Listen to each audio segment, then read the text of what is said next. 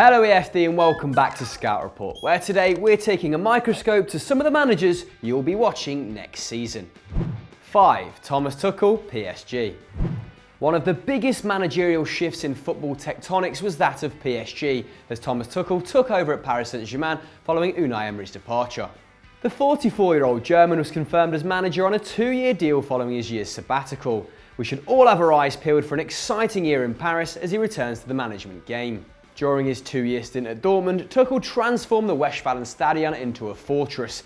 80,000 loyal black and yellow supported the BVB in an unbelievable run of 27 wins and just 7 draws, making them the only Bundesliga team to remain unbeaten at home over 2 seasons. An average of 2.1 points per game was the best ratio of all Dortmund coaches in the German top flight, a stat he'll be hoping to build on at the Parc des Princes. While his home form was formidable, Tuchel's win percentage sat at 61.8% as he won 42 out of 68 Bundesliga games. Tuchel's announcement ended months of speculation, and he also attempted to calm the storm surrounding Neymar and his future, stating that he's planning on centering his team around the Brazilian. His previous development of young players like Pulisic fares well for the growth of PSG's squad too, and progression for young squad members including Kylian Mbappe. Tuchel's attacking philosophy is no doubt a mouth-watering prospect to fans of Ligue 1. In Germany, his squad scored 251 goals in 107 competitive games, an average of 2.4 goals per 90. And with Neymar and Cavani both averaging a goal a game last season, they're going to take some stop in this campaign. 4. Unai Emery, Arsenal. After 22 years of Arsene Wenger's Arsenal, Unai Emery will be taking his seat in the Emirates dugout this season to ignite some much-needed change in North London. The 46-year-old Spaniard enters the Premier League with a glowing CV. In 2 seasons in Paris, he lifted 2 French Cups, 2 League Cups and last term's Ligue 1 title, amassing 10 career trophies to date. While at PSG, he recorded a huge 76% win ratio, having lost just 11% of the games his team faced. However, the ask will be a lot greater in the English top flight. Emery's most successful tenure was unsurprisingly his spell in France, where he won his first ever top flight league win and averaged 2.4 points per game.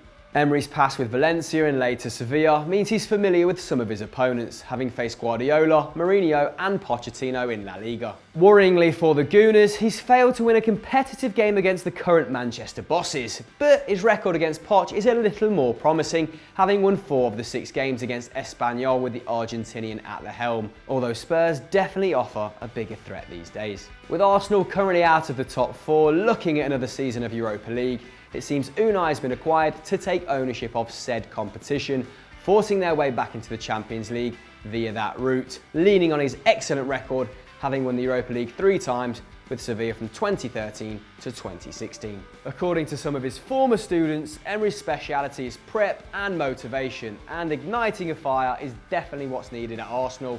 Let's see if he can get the Gunners firing again. 3. Marco Silva, Everton.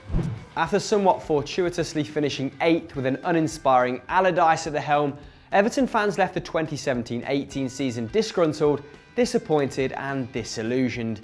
But the appointment of former Watford manager Marco Silva has injected hope into the Goodison Park faithful once again. The 41-year-old will become the Toffees' 3rd manager in just over 2 years after the inconsistent board have been forced to fork out £30 million in compensation. With 2 league titles on his CV, the Greek top flight and the Portuguese 2nd division, Everton will be hoping that Marco Silva offers more stability.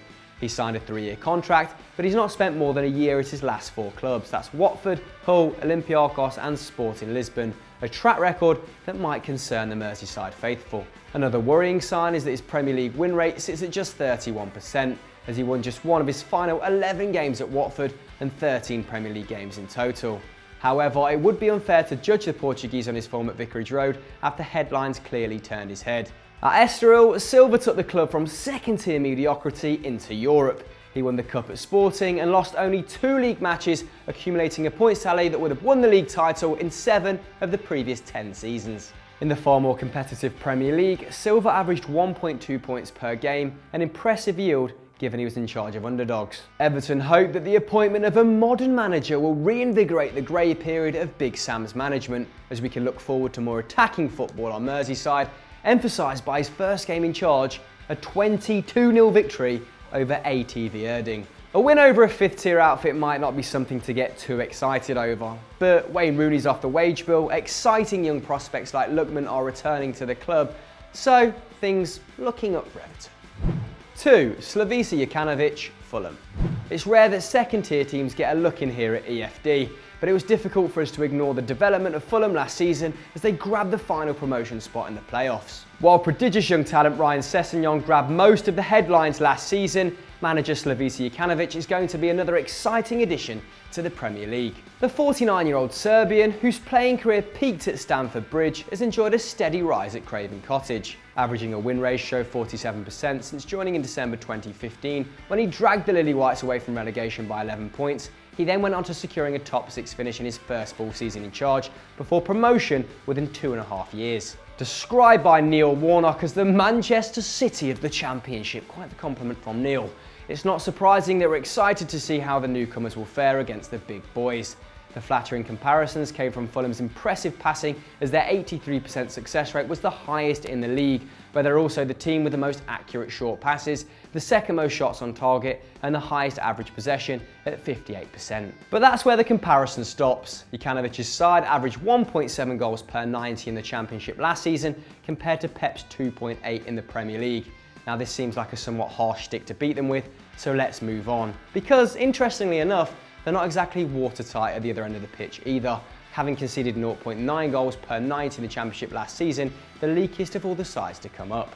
But if the West London side keep making savvy signings, then I think the Serbian can lead them to a decent place finish in the Premier League. 1. Julen Lopetegui, Real Madrid. Julen Lopetegui had worked his way up the Spanish international setup from their under-17 side right to the 2018 World Cup with the seniors when he left Spain at the altar 2 days before the tournament started with a more attractive offer, a Real Madrid coach. The 51-year-old, who made one appearance for Los Blancos as a player, prepares for his first season in the Bernabeu dugout without Cristiano Ronaldo. But he's insisted he's the right coach to take Real into a new era. It's difficult to predict his club's management style, having spent the majority of his career in the international setup, but his form with the Spanish national team has been impressive, earning an average of 2.4 points per game as he carved La Roja's way to the World Cup. His most prominent foray into club management with Porto saw him earn 2.2 points per match over a 2-year stint, similar to the Hall average by Zidane at Real Madrid. The Spanish squad selected by Lopetegui contained 5 Real Madrid team members, meaning he's already well acquainted with quite a lot of his squad, including captain Sergio Ramos, who even attempted to convince the Spanish FA not to sack the coach after he took up the Madrid offer. Under his management, Spain scored an average of 3 goals per 90 minutes and conceded 0.7. This bodes well for Los Blancos, who scored 2.5 a match last season as they finished third, 17 points behind Barcelona.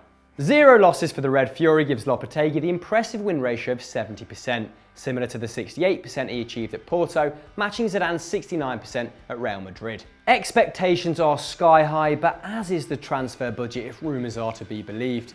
Apparently Florentino Perez is ready to give Lopetegui 500 million euros to spend, and who knows where it will go. Maybe Courtois, maybe Eden Hazard, maybe Kylian Mbappe. Who do you think the new Real Madrid manager should sign? Let us know in the comments below. So that was part 1 of our 5 managers you guys should look out for this season, but who else should we profile? Let us know in the comments below and on Twitter. And if you enjoyed this, go and enjoy more great content over on Football Daily and FDFC, guys. Take care.